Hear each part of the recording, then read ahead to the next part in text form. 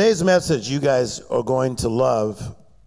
We're talking about more. The word more means greater, in addition to, and it means to be expanded. Somebody say greater, addition, expansion. And you've heard me say this before, that there are three levels of living: almost, most, and utmost. Almost means not quite. It's like when I was a kid and I wanted Levi's, but I got Plevi's. And I wanted Converse tennis shoes like these, but I got something that were almost like Converse. And I had a guy that I liked called the Fonz on Happy Days. And he had a leather jacket, and I got one for Christmas, but it was a pleather jacket.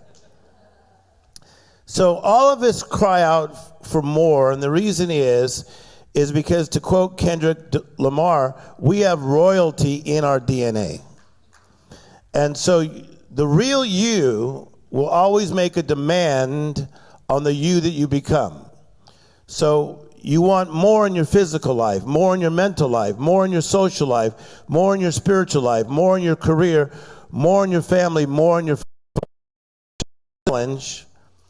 Is that a lot of people that you spend time with, they will settle for less when they have really been called to more. And so they will try to contain you. I beg you to hear me. A lot of research into this.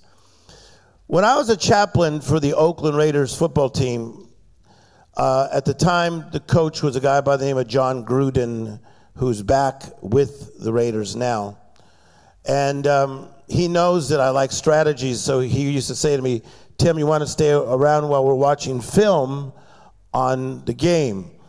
And so the Raiders were going to play a team called the Dallas Cowboys. And so Coach Gruden was playing film on how the Cowboys were going to try to defend the future All-Pro Tim Brown, and my great friend today. And he said, Tim, like when you're running your route to catch the ball, notice how the linebacker is going to come up and then the safety is going to come up and try to contain you. Say that word, say contain. Say it even stronger, say contain. And it was interesting because he kept talking about the word contain. Watch. To box you in. So it was a game. So the strategy was to box you in on purpose. And so he says, Tim, so do you feel like you could come across the middle on these guys, or should we throw most of the balls out here? And Tim said, I think I can handle them.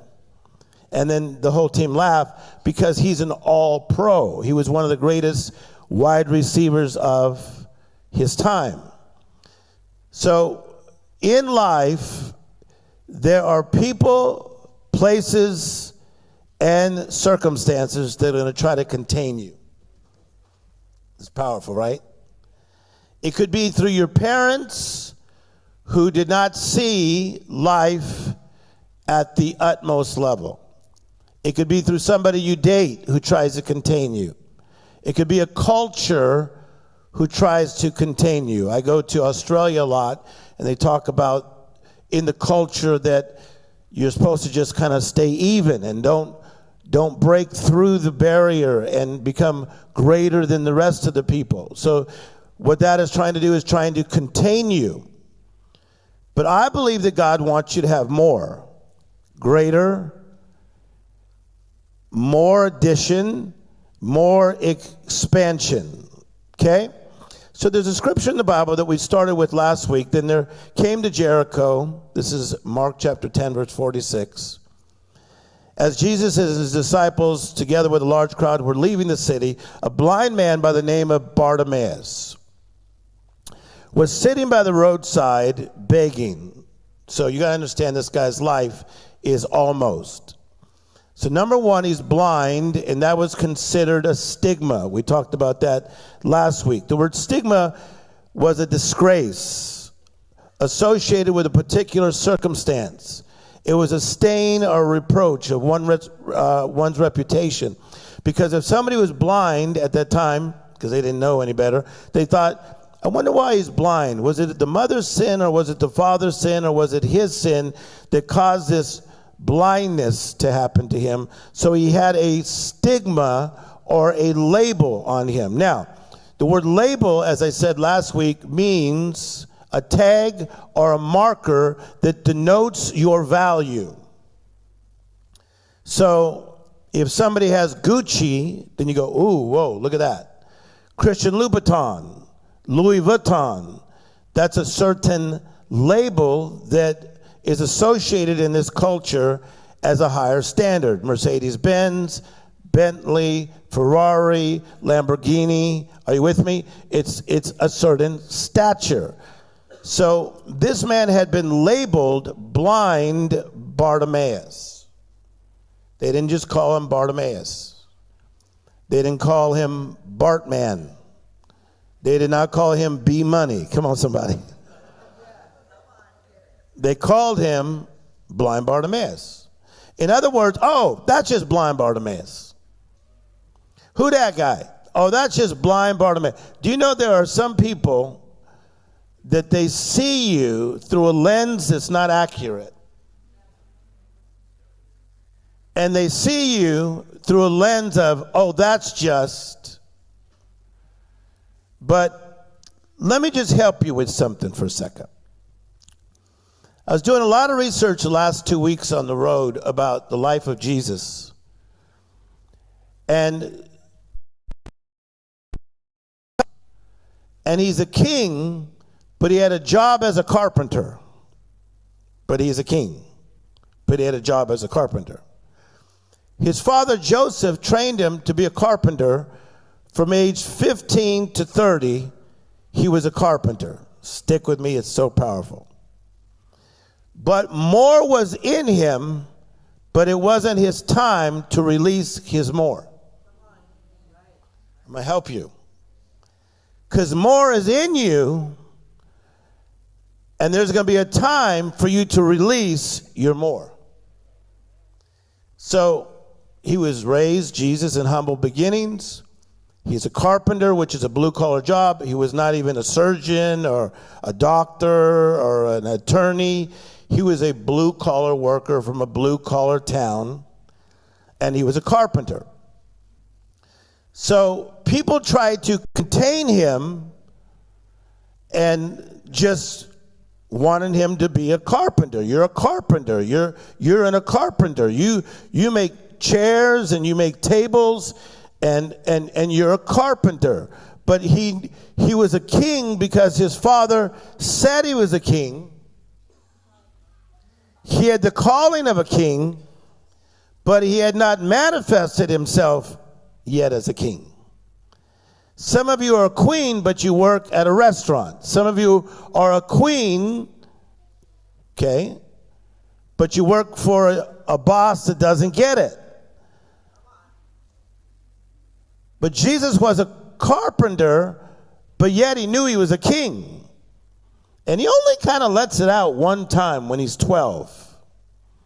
And he starts to talk to the leading spiritual officials of that day. And it says that he mesmerized them, which in one translation that I'm reading here, it says he blew them away with his wisdom. So at 12, he kind of went like, bam, how you like me now?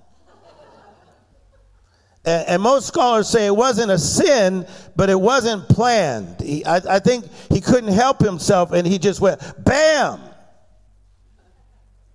Okay, you want to see who I really am? Bam. See, isn't there times in your life you just want to go bam on people? Because your family, bless their hearts, sometimes, and it may not be your mom and dad, but it could be relatives that try to contain you. Or a boss that tries to contain you.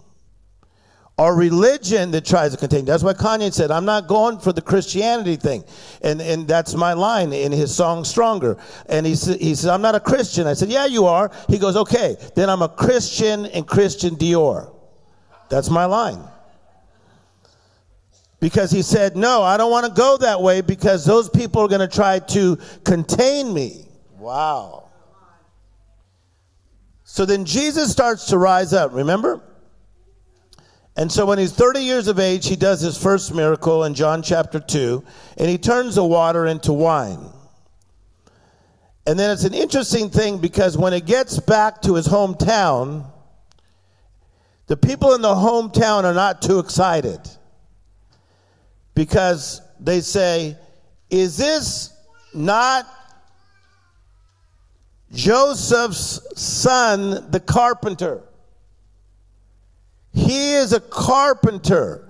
They don't even say, hey, this is Jesus and we thought he was going to do it. This is Jesus, we heard he was the Messiah. Nope. They tried to shade him by not even talking about him first. They said, is this not Joseph's son? They tried to shade him, just like people have tried to throw shade on you. It's very powerful stuff. But you're a queen, but they try to treat you like you're normal. But you're a king, but they treat you like a carpenter. But I love what Jesus does with these kind of people. He speaks to them in parables. This is so good. So God is going to give you more, greater, addition, expansion. But can I tell you something? Don't cast your pearls before swine. Don't tell your precious things to people who don't understand that you got precious things inside of you. Somebody clap your hands if you hear what I'm saying. Come on, people. Because then you're going to be in a constant debate and a constant fight against people who are not on your frequency. Now, are they allowed to be on your frequency? Yeah. They just haven't turned the channel. Because I have in my notes, God is no respecter of persons. So that's why if I go through the Chick-fil-A drive-thru once in a while, which I did for my mother because she likes chicken noodle soup, and then I got the number one. It tastes good, I'm not going to lie. Man, you see those little people hustling. They're out there with their boards when it's crowded. They're like, okay. And then go to In-N-Out Burger. Have you ever seen how good they are there? But I found out just last night that there is a In-N-Out Burger training school. So they are training them to be excellent at Chick-fil-A, In-N-Out Burger. But have you been to other places where they're slouchy? Come on, somebody. So there have been some slouchy people that have tried to tell you how to live because they were unwilling to pay the price. Aren't you glad that you are willing to pay the price for more? Come on and clap your hands. You got to pay a price. And part of the price is to get a revelation that God wants me to have more. And the revelation leads to conviction. See, there's this thing about me. Ain't nobody going to kick the way I think out of me. It's too late. I have been renewing my mind for all these years. I believe everything that God says about me. I believe that I'm an overcomer. I believe that I'm strong. I believe that no weapon formed against me shall prosper. I believe that greater is he that's inside of me than he that's in the world. Somebody clap your hands and shout like you just caught this. Isn't it good? I was playing golf with this real negative guy. And the pastor of this church of 18,000 asked me, hey, will you go play golf with this guy? And from the minute the pastor asked me, I thought, I don't want to do it because this guy's negative. I can feel it. And so he brought his negative friend. So it was three of us. And I sat with the negative guy. And then the other negative, not as negative as the other guy, sat in his own cart. So About 3 holes into this golf thing, we're playing golf, and the negative guy, who was very wealthy and was part of the church, started talking down on the pastor, who's like the nicest guy in the world. And he says, oh, he's into himself, and I know he's making a lot of money, and since the church became so big, he's an egomaniac. So I said to the guy, I said, you know what, do me a big favor. I've known your pastor for over 12 years, and I consider him a friend, so it's not proper for you to talk negative about him. I said, can we talk about sports or something? He goes, oh. He says, really, really, really? He goes, well, let me tell you something about you. That's what he said. He said, you're Mr. Charismatic up there on the stage. And he says, I had told my friend, oh, he's funny, he's nice, he's charismatic. He said, and then here you are all quiet. And he goes, it seems like you're 2 people. And I said, no, not really. I said, to people that I trust, I'm just like I am on stage. I said, I didn't know I was going to be playing golf with a fool. And you think I'm joking? I went gangster on him. I said, I did not think I was going to be playing golf with a fool, because the Bible says that a fool can't stop saying what he's saying, and he spouts off all these things, and a fool divides. So I didn't know you were a fool. So here's the thing that we're going to do. Either you're going to stop talking about your pastor, or I'm going to just pick up my clubs, and I'm just going to walk. See, let me just tell you something. Is that you could be the right person with the right plan, but if you have the wrong people around you, they're going to strip you of your more. And I am not about to be stripped of my more when it took me this long to get here. Somebody clap your hands and shout. Are you with me? So once I turned him into a 12-year-old boy and he shut up, then we finished the 18 holes. But I don't play. You know why? Because if he tries to put that spirit on me, it's going to mess me up from touching the millions of people that I helped touch. And ain't nobody got time for that. That's in the Bible. So they said, is this not Jesus the carpenter? Is this not Jesus the carpenter? His father's Joseph, his sisters, and they start naming the whole family. What?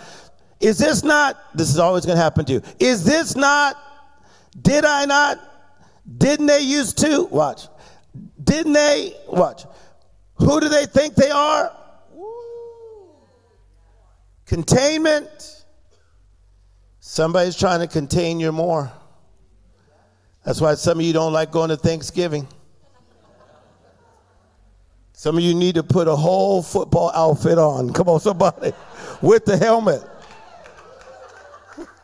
Why are you wearing a helmet? I don't know. I just like them.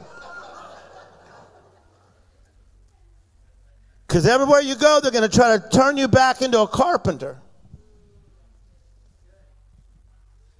Not understanding that your carpentry is for a season. Your kingdom is forever. In fact, you're such a king that when you go to heaven, man, this is so powerful. He's going to put you on streets of gold, let me walk through pearly gates, and let me live in a mansion in a glorified body. Holla! I'm going to look so good, I'm going to look like the drummer. Have you ever seen his body? God help us. I work out about 5 days a week, and my leg almost looks okay, but wow.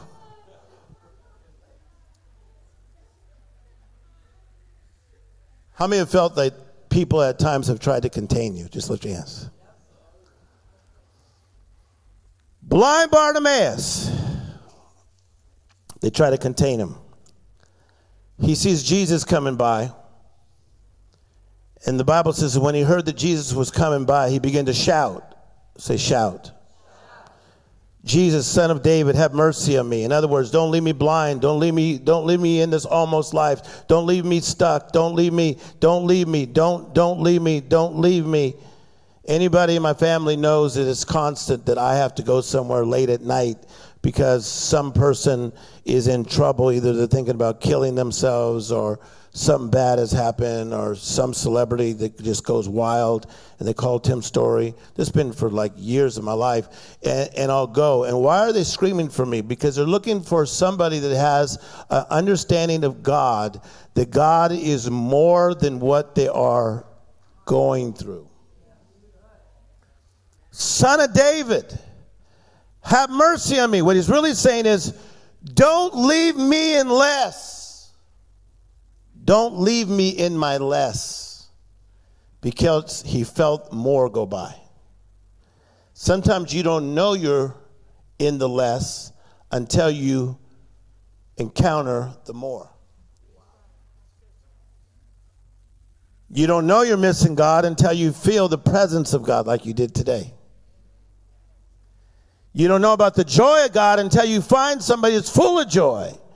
You don't know about the faith of God until you see somebody that is full of faith, and you start to say, man, I've been settling for pleather rather than leather, and plebis rather than Levi's. And so blind Bartimaeus, they have already put a label on him, a tag, then they have devalued his value. We live in a world that loves to devalue the value, and part of the way they do it is through the internet. Thank God we have like a posse of people that don't even let me see negative things on me. Because every once in a while somebody tries to blast me. And so we just knock them off, block them, take the website down. How do you do that? None of your own business. No, because you're going to have haters. Ooh, this is so good. But that ain't gonna stop me. I ain't gonna shrink down to less when I'm called to more, to greater, in addition, expansion.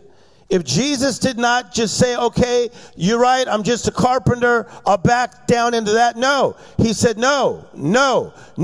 He released his kingship. Sometimes you don't need to argue with fools that do not get it. Just release it right in front of their face. Come on, somebody clap like you caught that. Just release it. Come on, keep on clapping. Just release it. I was at a Laker game one day, and I was sitting next to two fools. And a friend of mine, who's a guy that, for some reason, he's well known, he buys one seat. He likes to go to the Laker game by himself. It's a true story. But his seats are right in the center on the fifth row. Because if you don't sit on the floor, don't sit in the row right behind it, because you can't see anything. Go up a little higher. So he has a seat that's like at the 50-yard line at the Laker game, and I was in that seat, and these two guys next to me were kind of like fools, and I was trying to be nice to them, and I was talking to them, and they just cut me off like I was a normal human. And so, it's a true story. First, Leonardo DiCaprio comes by with Tobey Maguire, and they go like this. They're waving at me. They're waving at me. And then Tobey Maguire comes up and hugs me, because these are my guys for a long time. They hug me. And this is a true story. And then Pamela Anderson comes by, and she goes like this. She goes. She waves. It's a true story. And then Byron Allen, who's so rich, he bought the whole Weather Channel now. He comes by, and he comes and bounces for everybody, and he hugs me. True story. And then Denzel Washington is walking by, and he goes. And the guys say, who are you? I go, oh, it doesn't matter. I ain't gonna tell. Ain't nobody got time for that. Oh, now you want to be my friend? That I've been endorsed by Leo DiCaprio?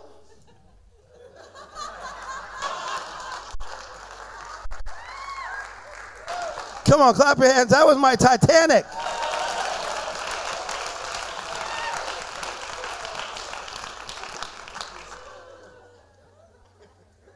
If they had any discernment, they would have known they were sitting next to a king. But because their foolishness had blinded them, they thought I was regular. So powerful. You're a king or you're a queen. And if somebody was not such a fool, wow, they would know who they're sitting next to. And they would know who they're arguing with. And they would know who they're giving a bad time. Wow. Son of David, almost done. Have mercy on me. And he started crying out, the blind man, because this was an opportunity for change. And he cried out in a crazy way. And it's the Greek word krazo, which means truly crazy. He cried out like a crazy person, like, Jesus, don't leave me like this. Jesus, don't leave. Sometimes there are times in your life where you go after God like, don't leave me this way. That's what I did. And they tried to stop him from shouting. There are people that have tried to stop you from your dream. People like us don't do this. People like us don't do this. No, maybe people like you don't do that.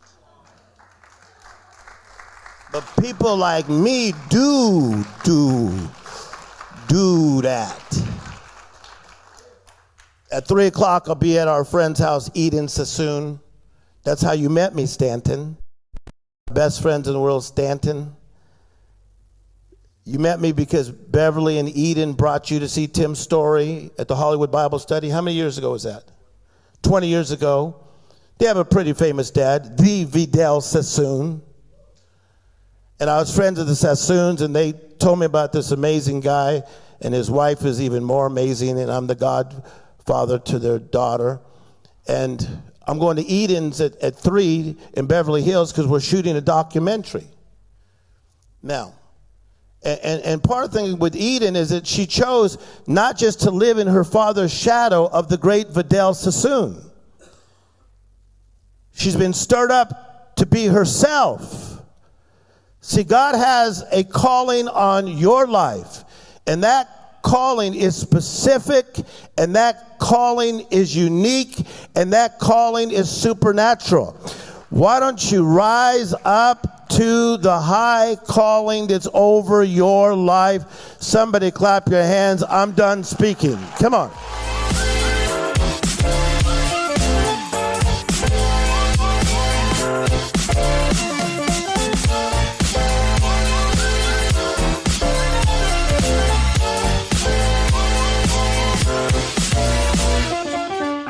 Today's message was outstanding, and I'm sure it has touched you in some way. I am here, and I would love to pray with you. If God has touched you, you can receive Christ in your life today. And I'd love to pray with you. Just repeat after me. Say, Jesus, come into my life, anew and afresh. Restore my life. Forgive me from all unrighteousness. He is so faithful to everyone who prays. The Bible promises that those that cry out to him are those that pray. It is 100% that he will turn no one away. If you have said that prayer today, we would like for you to press the link and fill out the I want to follow Jesus card. So many people has asked me as a pastor, how do I get involved? Well, you can get involved with the online campus by partnering with us. So you can give your tithe and offering online by pressing the link below, and you'll find the donation card. So God bless you. We will keep you in prayer. Keep us in prayer. God is a mighty God.